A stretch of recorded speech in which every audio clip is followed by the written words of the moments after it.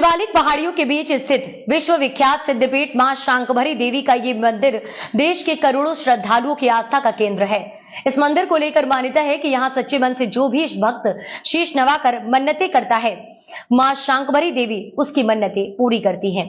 मां शाकंभरी के बारे में विस्तार से मार्कंडेय पुराण, पद्म पुराण, दुर्गा सप्तशती, कनकधारा स्तोत्र आदि में उल्लेख मिलता है।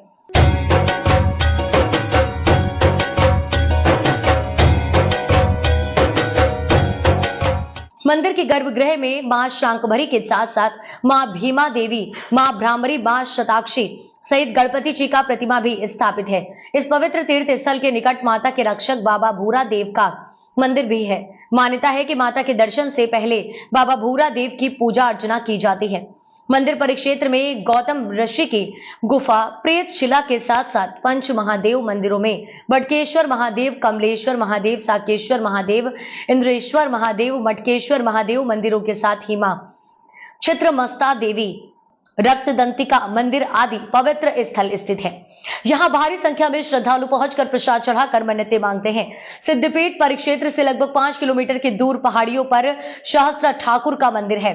इस मंदिर को लेकर मान्यता है कि यहाँ प्राचीन काल में एक ही पत्थर को तराश कर बनाया गया था। मान्यताओं के अनुसार शाकंभरी देवी मां आदिशक्ति जगदम्बा का ही एक सौम्य अवतार है। इन्हें चतुर्भुजी तो कहीं पर अष्टभुजाओं वाली के रूप में भी दर्शाया गया है। मां शाकंभरी देवी के मुख्य मंदिर के पास ही वीरखेत के नाम से प्रसिद्ध एक मैदान है, जिसके बारे में कहा जाता है कि इसी मैदान पर मां शाकंभरी व दुर्गम नामक राक्षस का घोर युद्ध हुआ था। शास्त्रों के अनुसार मान्यता है कि प्राचीन काल में दुर्गम नाम के दैत्य ने ब्रह्मा जी की घोर तपस्या करने के बाद ब्रह्मा जी से वरदान में चारों वेद प्राप्त कर लिए थे। राक्षसों के हाथ चारों वेद लग जाने से सभी वैदिक क्रियाएं विलुप्त हो गई थी, जिसके परिणाम स्वरूप सैकड़ों वर्षों तक पृथ्वी पर वर्षा के नहीं होने के कारण अकाल जैसी स्थिति उत्पन्न हो गई थी। चारों ओर त्राही त्राही मच जाने पर देवताओं ने शिवालिक पहाड़ियों की प्रथम चोटी पर जगत जननी मां जगदम्बा की घोर तपस्या की गई है। देवताओं की करुण पुकार सुनकर करुणामयी मां भगवती देवताओं के सम्मुख प्रकट हुई और अपने आंसुओं की वर्षा कर शाक सब्जियां, फल आदि पैदा कर देवताओं की भूख को शांत किया गया था। राजन यहाँ बेट से आप पद यात्रा कर रहे हैं, क्या मनोकामना? जी, ये हमारी कुल देवी है। यहाँ पर हमारी मनोकामना पूरी हुई है, इसी वजह से यात्रा कर रहे हैं। कितने लोग आए? हम 8 लोग। हैं। मोहन कुमार है जी। कहाँ से आए? कच्ची गढ़ी से जी। आप पद यात्रा कर रहे हैं, किस जी। तरह से आपने मनोकामना? जो हमारे पहले इच्छा थी पूरी कर दी माता रानी ने, अब आगे जो मांगता है हमारी इच्छा पूरी कर देती है। ना भी अब दूसरा साल है आज मैं। सर्वमंगल मांगल्ये शिवे सर्वार्थ साधके शरण्ये त्र्यंबके गौरी नारायणी नमोस्तुते। आज अश्विनी नवरात्र का आज प्रथम दिवस है। सिद्धपीठ मां शाकंभरी देवी में आज शाकंभरी स्वरूपिणी प्रथम जो शक्ति है शैलपुत्री माता का आज पूजन होगा, अर्चन होगा और उनकी षोडशोपचार से पूजा होगी। शक्ति तो एक ही है, शक्ति भी एक है और शिव भी एक है। जब जिस प्रकार की प्रकृति में जरूरत पड़ी तब माता ने अपने रूप अलग अलग रूपों में पृथ्वी पर अवतरित हुई। घोर अकाल पड़ गया पृथ्वी पर। एक दुर्गम नामक दैत्य, सुना है कि रावण के वंश में एक दैत्य बच गया था, तो दुर्गम नामक दैत्य उसने ब्रह्मा जी की घोर तपस्या की। इतनी तपस्या की कि उसके शरीर पर मिट्टी पेड़ जम गए। ब्रह्मा जी उस राक्षस की तपस्या से प्रसन्न हो गए। जो मनुष्य राक्षस प्रवृत्ति का होता है, उसके हृदय में कुछ अलग और बाहर कुछ अलग। तो उस दुर्गम नामक दैत्य ने ब्रह्मा जी को प्रसन्न करके ब्रह्मा जी से चारों वेद मांग लिए।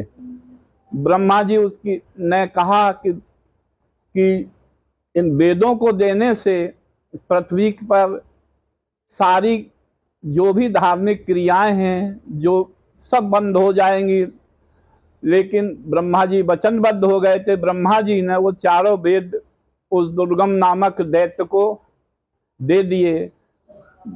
दुर्गम नामक दैत्य उन चारों वेदों को लेके रसातल में चला गया। जैसे ही वो वेद ले गया तो हमारी सारी धार्मिक क्रियाएं, यज्ञ आदि, हवन आदि, पूजन आदि सारे सब बंद हो गए और पृथ्वी पर दुर्भिक्ष फैल गया। पृथ्वी जल विहीन हो गई और पृथ्वी पर पेड़ पौधे, अन्न, जल सब एकदम खत्म हो गया। पशु पक्षी और प्राणी सब मरने लगे। ऋषि मुनि हमारे बड़े द्रवित हुए, दुखी हुए ऐसी दशा देख के। तो उनने माँ भगवती साताक्षी की आराधना की। माँ साताक्षी प्रकट हुई। तब ऋषि ने अपने ये करुणा का और दुख का जो उनको कारण बताया, तो माँ ने 100 नेत्र उत्पन्न किए और 100 नेत्रों से दुखित होके जो माँ के जो आंसू गिरे वो पृथ्वी पर जल ही जल हो गया। तो जल से कितने दिन जीवन यापन हो सकता है।